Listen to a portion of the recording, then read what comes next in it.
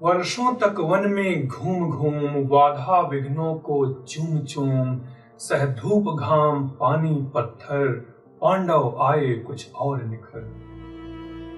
ये पंक्तियां हिंदी साहित्य के महाकवि तेजस्वी सूर्य श्री रामधारी सिंह दिनकर जी के महाकाव्य रश्मिरथी से ली गई हैं। अगर आपने अपने जीवन में हिंदी साहित्य से जरा सा भी सरोकार रखा होगा, उसे कहीं भी छुआ होगा, शायद अपनी प्रारंभिक स्कूली शिक्षा के दौरान ही क्यों न, आप इन पंक्तियों से भली भांति परिचित होंगे। इन पंक्तियों का प्रसंग ये है कि महाभारत का युद्ध होने को है और भगवान श्री कृष्ण हस्तिनापुर जाते हैं और दुर्योधन को समझाने की कोशिश करते हैं कि किसी तरह से इस युद्ध को रोका जाए, लेकिन हठी दुष्ट दुर्योधन मानने को तैयार नहीं। मानना तो छोड़िए, वह भगवान कृष्ण को बंधक बनाने की, बंदी बनाने की कोशिश करता है और भगवान क्रोधित हो जाते हैं।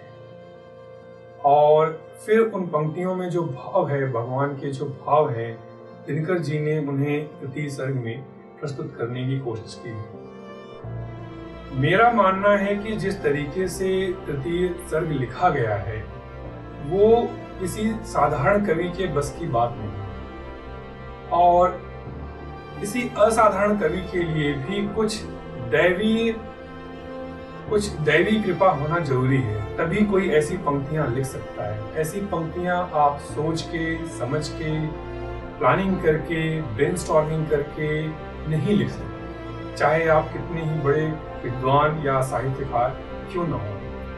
तो इन पंक्तियों को मैंने अपने जीवन में पहली बार तब पढ़ा जब मैं विद्यार्थी था, और विद्यार्थी जीवन में अधिकतर प्रेरणा की, मोटिवेशन की जरूरत पड़ती है। तो मैं इस प्रकार साहित्य की संगत में आया, बिकॉज मुझे लगता है कि साहित्य ही है जो आपको प्रेरणा दे सकता है, क्योंकि साहित्य ही आपसे सच करता है और साहित्य ही केवल साहस रखता है सच कहने की। बाकी विषयों से मुझे बड़ी निराशा होती है, वो शायद या तो सच कहने का साहस नहीं रखते और उनके पास इतना विजडम भी नहीं है कि सच को खोजें या उसके लिए अपने आप को समर्पित करें। कविता या साहित्य का एक जो एडवांटेज है वो ये है कि कविता में कवि भी स्वच्छंद नहीं होता, उसके ऊपर भी तमाम बंदिशें होती हैं। किसी कवि की कलम पूर्णतया स्वच्छंद नहीं होती, लेकिन कवि अपने भाव जो है रूपक, अलंकार, मेटाफर के माध्यम से कह देता है। तो ये जो पंक्तियां हैं श्री रामधारी सिंह दिनकर जी के वीर रस का एक चरम बिंदु है और मैं इन पंक्तियों को सुना रहा हूँ। मैं आपसे विनती करूंगा कि आप इन पंक्तियों को ध्यानपूर्वक सुने, गुनगुनाएं, और भगवान न करें अगर आप इस संघर्ष की स्थिति से, परिस्थिति से गुजर रहे हैं, तो ये पंक्तियां आपको अभूतपूर्व प्रेरणा देंगी और संबल देंगी। तो सुनिए, पंक्तियां कुछ इस प्रकार है। वर्षों तक वन में घूम घूम बाधा विघ्नों को चूम चूम सह धूप घाम पानी पत्थर पांडव आए कुछ और निखर। सौभाग्य न सब दिन सोता है, देखें आगे क्या होता है। मैत्री की राह बताने को, सबको सुमार्ग पर लाने को, दुर्योधन को समझाने को, भीषण विध्वंस बचाने को, भगवान हस्तिनापुर आए, पांडव का संदेशा लाए। दो न्याय अगर तो आधा दो, उसमें भी यदि बाधा हो, दे दो केवल बस 5 ग्राम, रखो अपनी धरती तमाम। हम वहीं खुशी से खाएंगे, परिजन पर हंस न उठाएंगे। दुर्योधन वो भी दे न सका, आशीष समाज की ले न सका। उल्टे हरि को बांधने चला, जो था असाध वो साधने चला। जब नाश मनुज पर छाता है, पहले विवेक मर जाता है।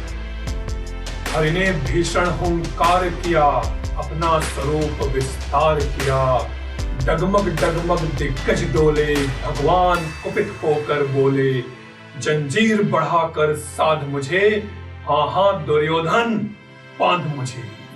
ये देख गगन मुझ में लय है, ये देख पवन मुझ में लय है, मुझ में लय है झंकार सकल, मुझ में विनीत संसार सकल। अमृत फूलता है मुझ में, संहार झूलता है मुझ में। उदयाचल मेरा देखभाल, भूमंडल वक्ष स्थल विशाल, भुज परिधि बंध को घेरे हैं, मैनाक मेरु पग मेरे हैं। दिखते हैं जो नक्षत्र निकर, सब है मेरे मुख के अंदर। दृग हो तो दृश्य अकांड देख, मुझ में सारा ब्रह्मांड देख। चर अचर जीव जग क्षर अक्षर, नश्वर मनुष्य सुर जाति अमर। शतकोटि सूर्य शतकोटि चंद्र, शतकोटि सरित सर सिंधु मंद्र। शतकोटि विष्णु ब्रह्मा महेश, शतकोटि विष्णु जलपति धनेश। शतकोटि रुद्र शतकोटि काल, शतकोटि दंडधर लोकपाल। जंजीर बढ़ाकर साध इन्हें, हाँ हाँ दुर्योधन बांध इन्हें। भूलोक अतल पाताल देख, गत और अनागत काल देख। ये देख जगत का आदि सृजन, ये देख महाभारत कारण। मृतकों से पटी हुई भूख है, पहचान कहाँ इसमें भूख है।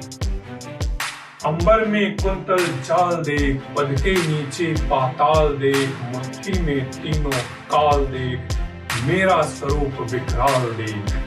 सब जन्म मुझी में पाते हैं, और लौट मुझी में आते हैं। जिह्वा से करती ज्वाल सघन, सांसों में पाता चमक में। पड़ जाती मेरी दृष्टि जिधर, हंसने लगती है सृष्टि उधर। मैं जब भी मूंदता हूँ लोचन, छा जाता चारों ओर मरण।